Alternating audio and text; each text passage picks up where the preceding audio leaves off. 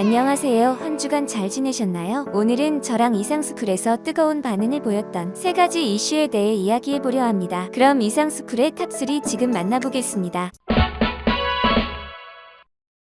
기시다 후미오 일본 총리가 17일 후쿠시마 제1원자력 발전소를 시찰한 뒤 원전 오염수 해양 방류 계획을 예정대로 진행할 것이라고 밝혔습니다. 교도통신 등 현지 언론에 따르면 기시다 총리는 지난 4일 취임 이후 후쿠시마를 첫 방문한 일정에서 현지의 딸기 농장을 방문해 직접 딸기를 맛봤습니다. 후쿠시마에서 재배된 딸기는 대체로 내수용이며 일본 전역의 케이크 공장과 가공식품 공장 등에 납품돼 왔는데요. 그러나 2011년 동일본 대지진으로 원전 사고가 발생한 뒤로 후쿠시마의 딸기 및 복숭아의 브랜드 이미지에 흠집이 나면서 판매량이 주춤했습니다. 기시다 총리가 후쿠시마의 한 딸기 농장을 방문하고 직접 딸기를 맛보는 딸기 먹방을 선보인 것은 후쿠시마산 식품이 안전하다는 일본 정부의 주장을 홍보하고 뒷받침하기 위한 것으로 해석됩니다. 원전 사고 이후 일본 정부는 후쿠시마산 식재료가 안전하다는 것을 부각시키려 애써왔지만 이미지를 쇄신하는 일은 쉽지 않았습니다. 후쿠시마산 식재료가 안전하다는 정부와 언론의 주장이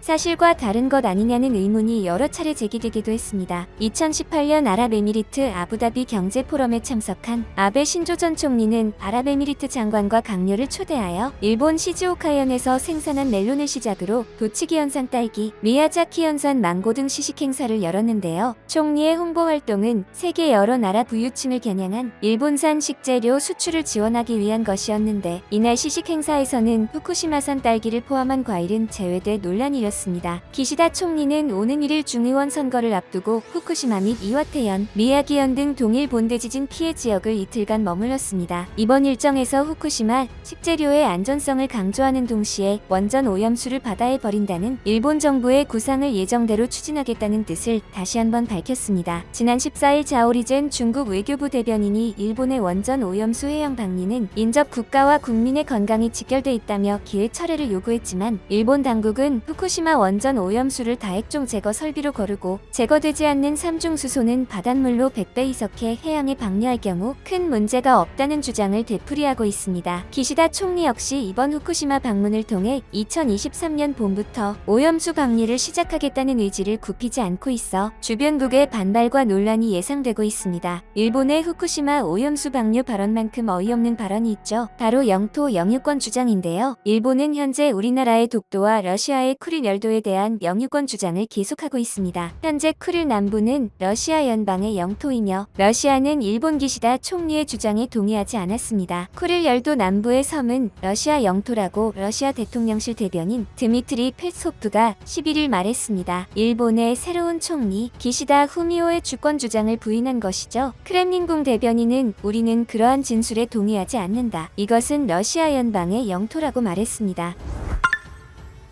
구독과 좋아요 한 번씩 부탁드립니다. 아울러 페스코프는 러시아가 심각한 문제를 해결하기 위해 일본과 대화할 준비가 되어 있다고 확인했습니다. 러시아 대변인은 러시아는 푸틴 러시아 대통령이 우리 의제에 남아있는 민감한 문제에 대한 해결책을 찾기 위해 일본과 대화를 계속하겠다는 정치적 의지를 재확인하는 등 여러 차원에서 정치적 의지를 거듭 재확인했다라고 말했습니다. 10월 12일 참의원에서 열린 토론회에서 기시다 총리는 일본의 주권이 남부 쿠릴 열도의 섬들로 확장되었다고 주장했습니다. 동시에 그는 당사자들이 영토 문제를 해결해야 하며 다음 세대에 남겨두어서는 안 된다고 지적했습니다. 총리는 또한 일본 정부가 러시아와 평화 조약을 체결하여 이들 섬의 소유권 문제를 해결하기로 결심했다고 강조했습니다. 기시다 총리는 이전의 모든 합의에 따라 이 문제에 대해 러시아와 지속적으로 협상할 의사가 있다고 말했습니다. 기시다 총리는 10월 8일 국회 기조연설에서 러시아와의 평화협정은 영토 문제를 해결하지 않고는 체결되지 않을 것이라고 강조했습니다. 그는 또 일본이 주장하는 쿠릴 열도 남부의 모든 섬에 대한 소유권 문제를 해결하는 데 찬성한다고 기자들에게 말했습니다. 러시아와 일본은 제2차 세계대전의 결과에 따른 평화조약을 맺는 것을 목표로 지난 세기 중반부터 협의를 진행해 왔습니다. 이에 대한 주요 장애물은 쿠릴 남부 지역에 대한 권리에 대한 의견 불일치입니다. 종전 후 군도 전체가 소련에 편입되었지만 일본은 러시아의 이투르, 쿠나시르, 시코탄 및 인접한 작은 무인도 그룹의 소유권에 대해 대해 논쟁을 벌였습니다. 러시아 외무부는 적절한 국제법적 틀을 갖춘 이 영토에 대한 러시아의 주권이 의심의 여지가 없다는 점을 거듭 강조했습니다. 이런 가운데 누리꾼들 사이에서는 과거 러시아 공군이 일본 영공에 접근해 비행훈련을 진행했던 사건이 재조명되고 있습니다. 지난 2012년 2월 중국의 환구시보는 한 러시아 군사 전문가가 러시아 공군이 마음만 먹으면 일본을 20분 안에 지구에서 소멸시킬 수도 있다고 말했다고 보도했습니다. 당월 8일 러시아 공군이 폭격기 등 5대의 공군기로 일본 영공 가까이에 접근해 훈련을 한 것에 대해 일본이 반발하자 내놓은 메시지였습니다. 결국 이를 보다 못한 러시아는 핵전략 폭격기 Tu-95를 비롯한 5대의 공군기를 일본 영공 가까이에 띄웠습니다. 이 비행기들은 일본 열도를 한 바퀴 순회했으며 당시 일본에 간 나오토 총리가 후쿠시마를 시찰하고 있을 때 러시아 공군이 후쿠시마 상공에 등장해 위협을 가하기도 했습니다. 미국의 핵폭탄에 의해 패망한 전력이 있는 일본의 입장에서 원전 사고가 일어난 후쿠시마에 러시아의 핵전략 폭격기가 등장한 것은 매우 치욕스러운 순간이었을 것으로 보입니다. 일본 방위성은 일본 주변에서 이 정도의 대규모 비행훈련이 진행된 것은 이번이 처음이고 조기 경계관제기가 일본에 접근해 정찰을 하고 간 것도 전례가 없다라며 우려를 표했습니다. 이에 대해 러시아 군사 전문가들은 단호한 입장을 내비쳤습니다. 환구시보에 따르면 한 러시아 군사 전문가는 일본의 반응이 이해가 간다. 일본은 러시아가 한물 같다고 생각했다가 상상과 현실의 차이가 엄청나다는 것을 깨달았을 것이라고 말했습니다. 이어 필요하다면 1000km 떨어진 곳에서 핵탄두를 실은 미사일을 날릴 수 있다. 그렇게 되면 러시아 공군은 20분 이내에 일본을 지구에서 소멸시킬 수도 있다고 강조했습니다. 한편 러시아는 독도가 한국의 땅임을 인정하고 있는데요. 그 예로 러시아 군용기의 독도 인근 한국 영공 침범 사태가 역설적으로 국제사회에서 한국의 독도 영유권을 확인시켜주는 역할을 하고 있습니다. 일본 정부는 독도가 마치 자신들의 영토인 것처럼 러시아가 영공을 침범했다고 러시아 정부에 항의하고 나섰지만 러시아 정부는 들은 척도 안 하고 한국 정부에만 영토 침범 여부에 대한 공식 입장을 밝히고 실무 협의에 응했습니다. 당시 마크 에스퍼 신임 미국 국방장관도 한국 영공이라는 발언을 했습니다. 원래 일본이 독도를 자신들 땅이라고 주장할 때 다른 나라들은 굳이 개입하지 않았습니다. 민감한 한일 간 영토 분쟁에 끼어드는 게 도움이 되지 않다고 판단하기 때문입니다. 그런데 러시아의 영공 침범 사태를 통해 자연스럽게 국제사회가 독도를 한국 영토로 인정하고 있음이 드러난 것이죠. 현재 러시아는 자신들의 경제와 쿠릴 열도의 발전을 위해 한국은 없어서는 안 될 존재로 여기고 있습니다. 특히 러시아가 한국에 좋은 인상을 주려는 데에는 또 한 가지 이유가 있는데요. 바로 한국의 무기 수준과 국방력입니다. 얼마 전 한국은 탄도미사일인 SLBM 개발을 성공했으며 이후 더욱 강력한 무기를 개발하고 있는데요. 그중 바다 위 바지선에 설치된 그물을 눈 깜짝할 사이에 뚫고 날아가는 국산 초음속 대함미사일, 속도는 마하 2, 사거리는 300km입니다. 이 미사일은 러시아로부터 기술 이전을 받아 국내 개발을 성공한 미사일이며 러시아가 미국의 이지스함 항공모함 방어 시스템을 뚫고 공격하기 위해 만든 게 초음속 미사일입니다. 초음속 미사일도 국가 전략무기이며 관련 기술은 극비이며 수출 제한 품목입니다. 또한 우리는 초음속 미사일을 넘어 극초음속 미사일을 개발하고 있고 극초음속으로 날기 위한 램제트 엔진 관련 기술도 상당한 기술 수준까지 확보한 상태입니다. 전 세계의 초음속 미사일 보유국은 러시아, 인도, 중국, 일본, 대만 정도이며 미국도 최근에 초음속 미사일에 관심을 가지고 개발 중에 있습니다. 그런데 러시아가 아무리 한국의 우호적인 입장이라도 국가전력 무기의 기술을 공유해준 이유는 과연 무엇일까요? 한국은 과거 노태우 정권 때 구소련에 큰 돈을 빌려주었는데 러시아가 갚을 돈이 없어 돈 대신 무기 기술을 이전해주는 조건으로 현재까지 차관을 갚아나가고 있습니다. 한편 음속에 미치지 못하는 순항 미사일만 갖추고 있던 한국 입장에서 초음속 순항 미사일은 동북아 해상 패권 다툼에서 상당한 이점이 생겼습니다. 이외에도 국내에서 개발한 전투기 KF-21에 탑재될 예정인 국산 장거리 순항 공대지 미사일과 원중앙을 정확히 뚫고 들어가는 탄도 중량 2톤, 사거리 800km, 현무 탄도 미사일이 공개되면서 세계의 놀라움을 사고 있습니다. 앞으로 국가 안보 분야에서 승승장구할 대한민국을 응원합니다.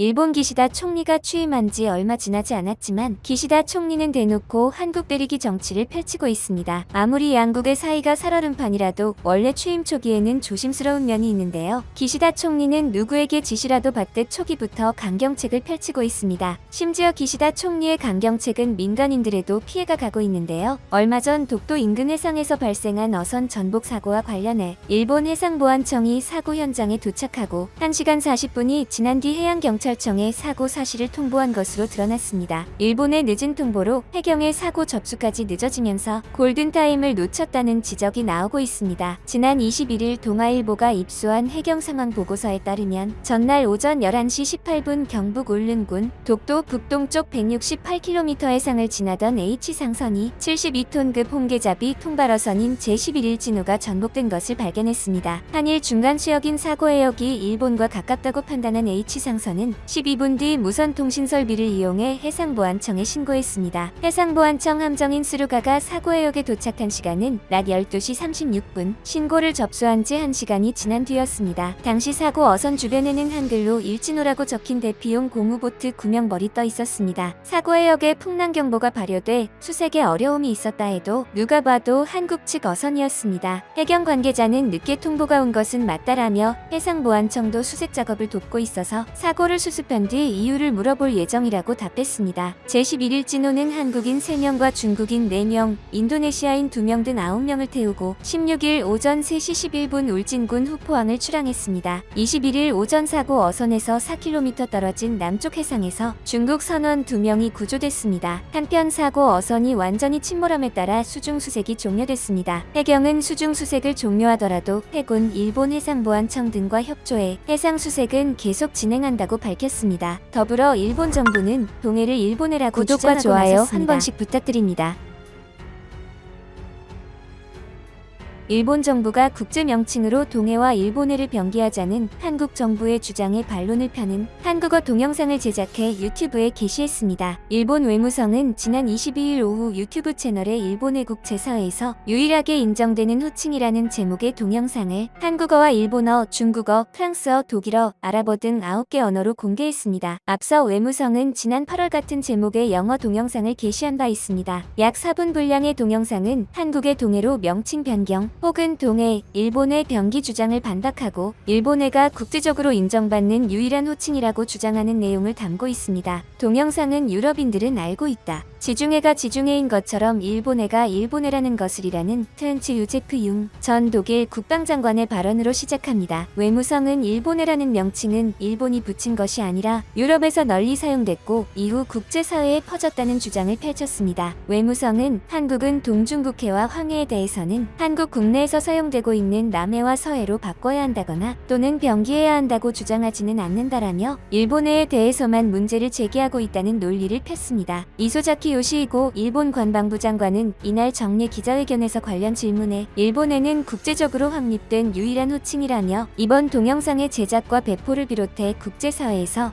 이에 대한 올바른 이해를 증진하기 위해 노력해왔고 앞으로도 마찬가지로 확실히 대응하겠다고 밝혔습니다. 이에 대해 한국 외교부 당국자는 관련 동향에 대해서는 저희도 잘 알고 있다면서 일본해가 국제적으로 공인된 유일한 명칭이라는 등 일본 측이 동영상을 올리며 주장하는 여러 내용은 전혀 사실과 다른 것들이 많다고 반박했습니다. 한편 일본의 연일 강경책에 대한 것인지 미중 간 대립 속에 밀월 관계를 과시하는 중국과 러시아의 해군 함정이 미국 동맹인 일본 열도를 거의 한 바퀴 도는 무력 시위를 펼쳤습니다. NHK 등 일본의 언론들은 24일 한국의 합참에 해당하는 방위성 통합망료 간부가 중국과 러시아 해군 함정 5척씩 모두 10척이 가고시마현 오스미 해협을 나란히 통과해 동중국해에 진입했다고 전날 발표했다고 보도했습니다. 양국의 함정이 오스미 해협을 동시 통과한 것이 확인된 것은 이번이 처음입니다. 양국 해군은 동해에 접한 러시아 극동 블라디보스토크 인근 표트르 대제만 부근 해역에서 지난 14일부터 4일간 해상연합 2021 훈련을 진행했습니다. 오스미 해협은 국제해협이어서 중국과 러시아 함정이 잇따라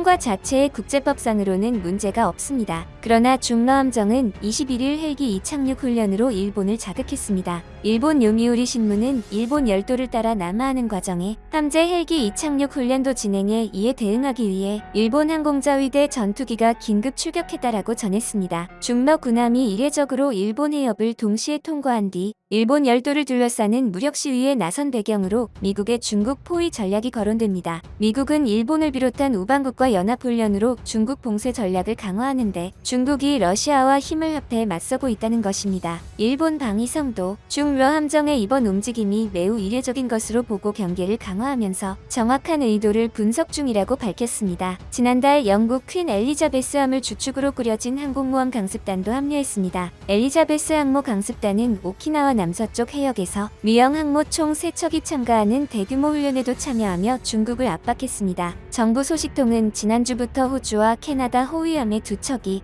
서해로 진입해 훈련하고 있다라고 말했습니다. 한편 러시아 함정들은 지난 14일부터 중국 해군 함정 5척과 러시아 극동 블라디보스토크 인근 표트르 대제만 부근 해역에서 해상연합 훈련을 진행한 배들입니다. 양국 함정은 훈련을 마친 뒤 지난 18일 일본 홋카이도와 혼슈 사이 스가루 해협을 거쳐 태평양으로 진출했다가 일본 열도 우측을 따라 남하하며 무력 시위를 벌였습니다. 중국 군함과 함께 동중국해로 이동했던 러시아 군함은 23일 오전 11시쯤 나가사키현 남쪽 동중국해에서 이탈해 동해로 향했다. 방위성은 24일 오전 10시께 스시마 북동쪽 약 60km 해상에서 러시아 함정 5척 중 프리기탐에서 함재 헬기의 이착륙도 확인했다고 설명했습니다. 한편 일본이 동해에 대한 야욕을 멈추지 않자 한국은 역사를 배경으로 반박할 준비를 하고 있는데요. 인도네시아 자카르타에 있는 주아세안 한국 대표부가 현지 골동품점을 통해 한국과 일본 사이 바다를 통해 한국해라고 표기한 고지도 5점을 매입해 눈길을 끌고 있습니다. 고지도 매입 전시를 기획한 윤상욱 아세안 대표부 공사참사관은 연합뉴스 특파원과 인터뷰에서 외교관으로서 독도 동해를 알리는 데 늘 신경 썼고 개인적으로 고지도에 관심이 많았다라며 해당 고지도 구매 사실을 공개했습니다. 윤 공사참사관은 2019년 7월 자카르타 만다린 오리엔탈 호텔 내 골동품 바르텔 갤러리에서 고지도 200장을 살펴보다 동해 한국해 표기를 보고 눈이 번쩍 뜨였다고 당시를 해상했습니다. 인도네시아는 340년간 네덜란드의 식민 지배를 받았고 1942에서 1945년에는 일본 지배를 받았습니다. 바르텔 갤러리는 매년 유럽에 출장자를 보내 인도네시아를 포함해 아시아 지역 고지도를 경매로 사온다고 알려졌습니다. 프랑스인 기욤 드릴이 18세기 제작한 지도에서는 한국과 일본 사이 바다를 동해, 한국해로 표기했습니다. 윤 공사참사관은 한국해, 동해로 표기된 고지도를 매입해 전시하면 좋겠다는 생각이 들어 갤러리의 조건에 맞는 고지도를 최대한 구해달라고 요청했더니 한 달 뒤 5장을 구했다는 연락이 왔다고 말했습니다. 윤 공사참사관과 함께 갤러리로 달려간 임성남 대사는 정부 예산으로 매입할 가치가 있을 것 같다고 판단, 외교부에 정식으로 예산을 요청하라고 지시했습니다. 갤러리 측은 고지도 한 장당 1,800에서 2,000달러를 요구해 외교부는 5장 모두 구매할 수 있도록 예산 1천만 원을 승인했습니다. 작년 초 아세안 대표부가 매입한 고지도 5장은 모두 18세기 유럽의 지도 제작자들이 만들었습니다. 이들 지도에 한국과 일본 사이 바다는 한국해 또는 동해로 표기됐습니다. 1번, 이번 지도는 프랑스의 지도 제작자 기욤 드릴, 3번 지도는 또 다른 프랑스인, 4번 지도는 독일인, 5번 지도는 네덜란드인이 만들었습니다. 윤 공사참사관은 일본은 오래전부터 일본해라고 표기된 고지도를 전략적으로 사들이는 것으로 알고 있다라며 이번에 매입한 한국해, 동해 고지도를 가능한 많은 사람이 봤으면 좋겠다고 말했습니다. 전례 없는 한국의 위상 속에서 일본이 다시 억지 주장을 하지 못하는 날까지 대한민국을 응원합니다. 현재 한국의 요소수 사태에 대해 많은 서방 국가들은 도움의 손길을 주고 있지만 중국과 일본은 모르쇠로 일관하고 있습니다. 그런데 유독 러시아가 한국의 요소수 사태에 주목하고 적극적인 행보를 보이고 있습니다. 러시아는 한국의 요소수 사태가 대두되자마자 한국의 요소수를 주겠다며 협상을 시작했습니다. 그러자 중국이 한국과 이미 계약된 물량이던 일부 18,700톤을 풀어주겠다고 발표했습니다. 단지 우연의 일치라고 하기에는 타이밍이 너무나도 절묘한데요. 러시아가 한국의 손을 내밀자 중국이 곧바로 견제에 나선 것입니다. 한국은 러시아와의 협력을 시작으로 중국에만 의존하던 요소수 수입을 다변화하는 방법으로 바꿀 것으로 보입니다. 한국의 이러한 움직임에 중국은 불안한 기색이 역력한 듯 보입니다. 만약 한국이 다변화에 성공하면 요소수뿐만 아니라 다른 원자재 및 정치적으로도 영향이 생길 수 있기 때문이죠. 그래서인지 중국 매체들도 처음에는 요소수 사태를 보며 한국의 자업자득 중국과 관계없어라며 한국을 조롱하더니 이제는 중국은 한국 측 요소 수요를 중시하며 해결을 위해 한국과 적극적으로 협상하고 있다며 다소 순환된 어조를 사용하기 시작했습니다. 중국에 대항하면 화를 입을 거라던 중국이 한국이 다변화를 시작하고 러시아의 적극적인 한국 협력, 호주 27,000m, 베트남 200톤, 멕시코 1,200톤 공급 등 해외 각국의 지원이 이어지자 입장을 바꾼 것입니다. 그 외에 중국을 대체할 나라로 사우디아라비아, 인도네시아, 카타르, 이집트 등 10개국이 수출 의사를 밝혔습니다. 특히 러시아는 요소 수출국 중 1위 국가인데요. 2019년 기준 688만 톤을 수출한 바 있습니다. 이에 코스메야 코리아와 이 회사 국내 협력사가 러시아산 요소수 도입 계약을 체결했다고 밝혔습니다. 구독과 좋아요 한 번씩 부탁드립니다.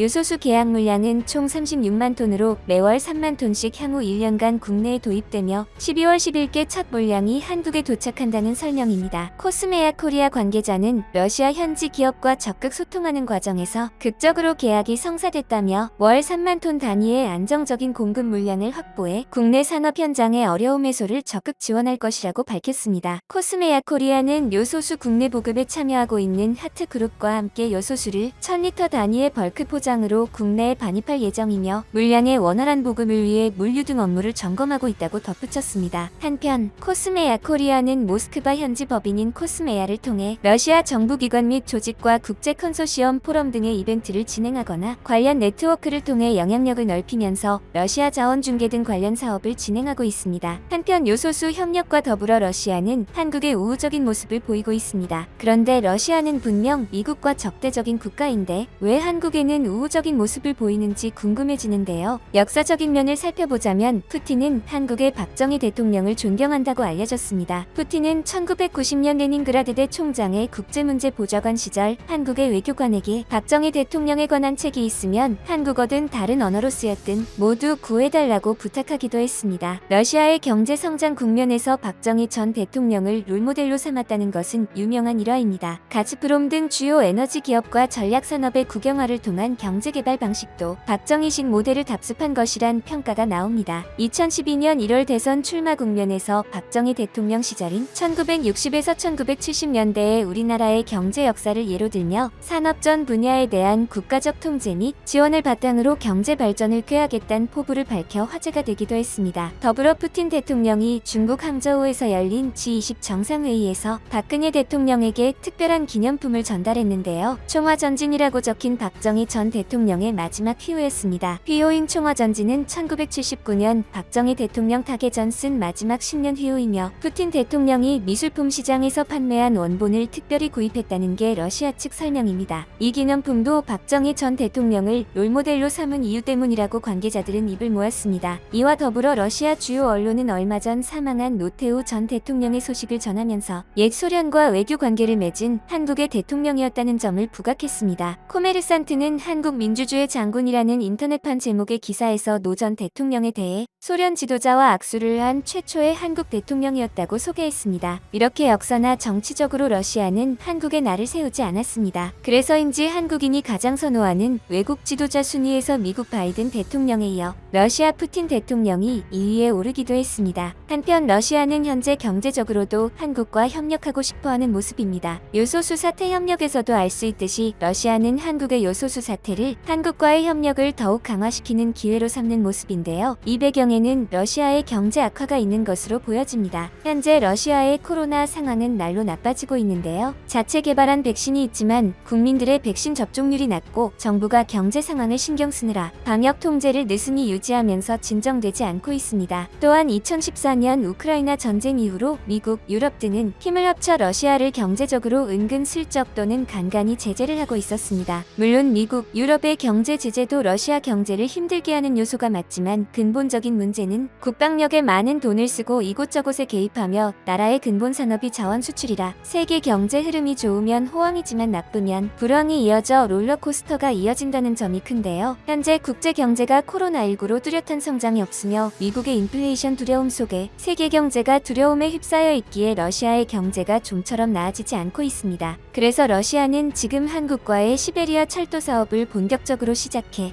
러시아의 경제 부흥을 가져오고 싶어 합니다. 따라서 한국의 원자재 등으로 적극적으로 협력하며 우호적인 관계를 보이고 있는 것이죠. 그런데 러시아가 한국과 시베리아 철도 사업을 하려는 움직임을 보이자 일본이 불편한 기색을 보이고 있습니다. 왜냐하면 원래 시베리아 철도 사업은 러시아가 일본과 하려 했기 때문입니다. 2016년 산케이 신문은 러시아 정부가 일본의 시베리아 철도를 연장해 사할린에서 홋카이도를 잇는 대륙횡단 철도 건설을 요구하고 있는 것으로 알려졌다고 보도했습니다. 사할린을 통해 시베리아 철도와 일본 본토와 연결하는 사업은 막대한 자금이 소요될 것으로 보였지만 기술적으로는 불가능하지 않았습니다. 이런 구상이 현실화되면 도쿄에서 모스크바까지 열차 운행이 가능해지는 것이었습니다. 하지만 우크라이나 사태로 일본과 러시아와의 관계가 급속도로 나빠져 이 계획은 수포로 돌아갔는데요. 당시 일본은 우크라이나 상황과 관련해 대러 제재를 확대한다고 밝히기도 했습니다. 단순하게 보면 우크라이나 사태로 러시아와 일본 양국 간의 관계가 나빠져 한국과 시베리아 철도를 만드는 것으로 볼 수 있지만 러시아와 한국은 생각보다 오랫동안 우호적인 관계였습니다. 단적으로 지난 5월 말 러시아의 매체에 의하면 그동안 한국의 발목을 잡고 있던 미사일 개정 지침이 파기됐다. 이로써 한국은 중국 전역을 갈 수 있는 미사일을 개발할 수 있다고 해서 중국을 당황하게 한 적이 있습니다. 그런데 미국과 적대국인 러시아와 한국은 어떻게 친해지게 된 것일까요?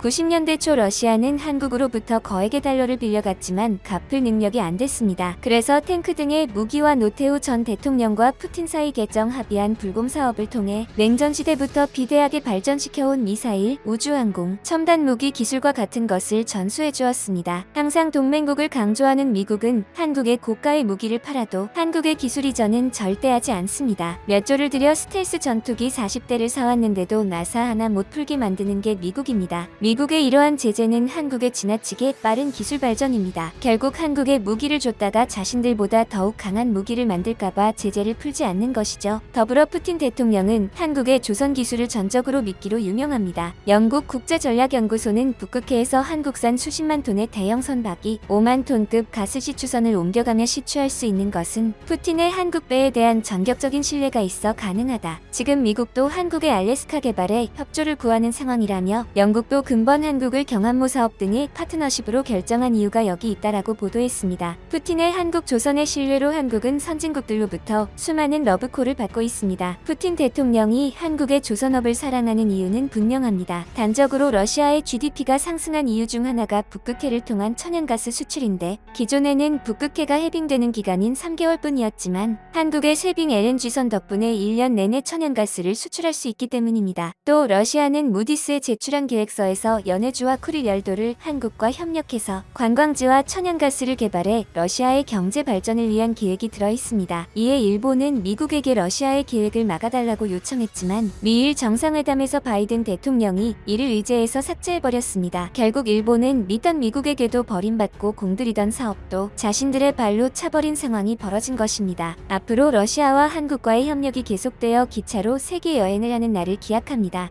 혹시 주식하시나요? 오른쪽 버튼을 누르시면 내 주식 등급을 조회할 수 있습니다. 참여하신 모든 분들에게는 주식 베스트셀러와 수준별 동영상 강의를 제공해드립니다.